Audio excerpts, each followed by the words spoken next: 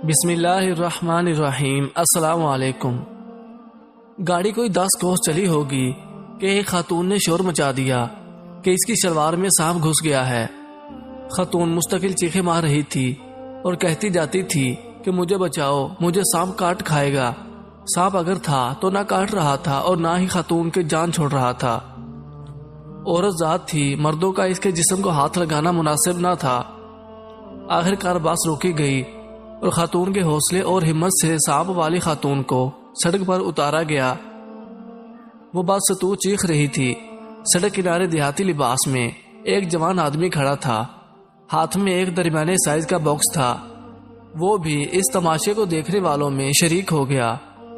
سانپ والی خاتون کو خواتین نے نیچے لٹا دیا اور ایک چھڑی سے شلوار کے اوپر وار شروع کر دیے۔ سانپ نے اندازہ کر لیا ہوگا کہ باہر اس کے دشمن کھڑے ہیں، اس لیے وہ باہر آنے پر تیار نہ تھا۔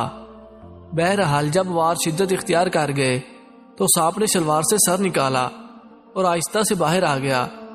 یہ ایک سیاہ رنگ کا کوبرا سانپ تھا جس کا ڈسا ہوا پانی نہیں مانگتا۔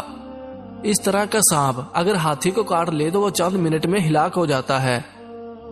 سانپ کی ہیبت سے سب لوگ دہشت زدہ ہو گئے۔ کسی کی ہمت نہ پڑی کہ اس کے نزدیک جائے۔ سب کی قوت فیصلہ جواب دے چکی تھی۔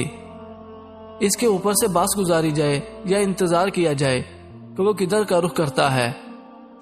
خوفناک آنکھوں والے سانپ نے پھن اٹھا رکھا تھا اور چاروں طرف دیکھ رہا تھا جیسے کسی کو تلاش کر رہا ہو۔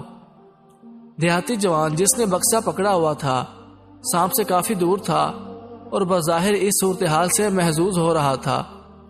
بس کے ایک مسافر نے دعویٰ کیا کہ اس کے پاس ایک ایسا دم ہے کہ سانپ اندھا ہو جائے گا، پھر اس کو آرام سے مار سکیں گے۔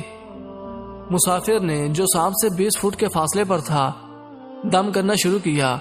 ابھی چند لمحے گزرے تھے کہ سانپ نے اس زور کی پھنکار ماری کہ دم کرنے والا مسافر جو خاصا دور تھا دھڑام سے زمین پر آ گرا۔ سانپ کی پھنکار سے اس کا رنگ زرد پڑ گیا۔ وہ دم کرنا بھول گیا اور بھاگ کر باس میں بیٹھ گیا۔ اب سب لوگ دم باخود تھے کہ سانپ کیا کرتا ہے۔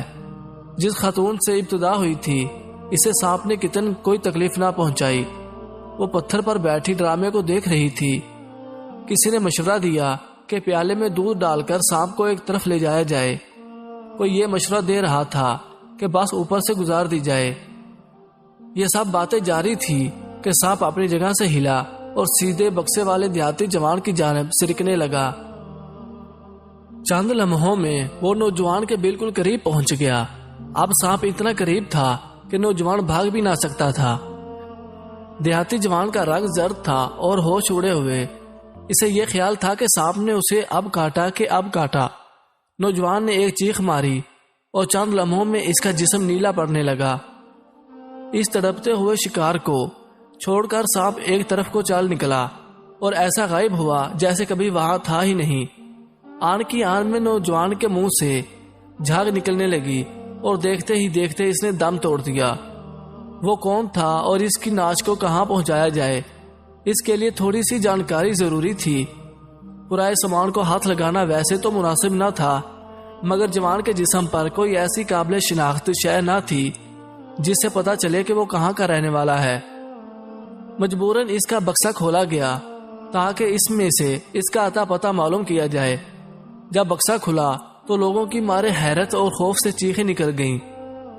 بکسے میں کوہنی کٹے ہوئے 2 ہاتھ یا بازو موجود تھے۔ بازوؤں میں پھنسی ہوئی سونے کی 8 چوڑیاں تھیں۔ ایسا دکھائی پڑتا تھا کہ نوجوان نے کہیں ڈاکہ مارا یا واردات کی، مگر بازوؤں سے چوڑیاں اتر نہ سکیں۔ مجبوراً کونی تک بازو کاٹ کر بکسے میں رکھ لیے کہ اب آرام سے چوڑیاں اتاروں گا اور بازوؤں کو کسی مناسب جگہ پر پھینک دوں گا۔ نزدیکی تھانے کو اطلاع دی گئی۔ پتا چلا کہ ابھی واردات ہوئی ہے اور کسی نے سونے اور دیگر اشیاء کو لوٹتے ہوئے ایک عورت کے بازو کاٹ لیے۔ وہاں موجود مسافر اللہ اکبر پکارنے لگے اور کہنے لگے، اے اللہ، تو نے کس طرح ظلم کا بدلہ لے لیا اور ظالم کو عبرت کا نشانہ بنا دیا۔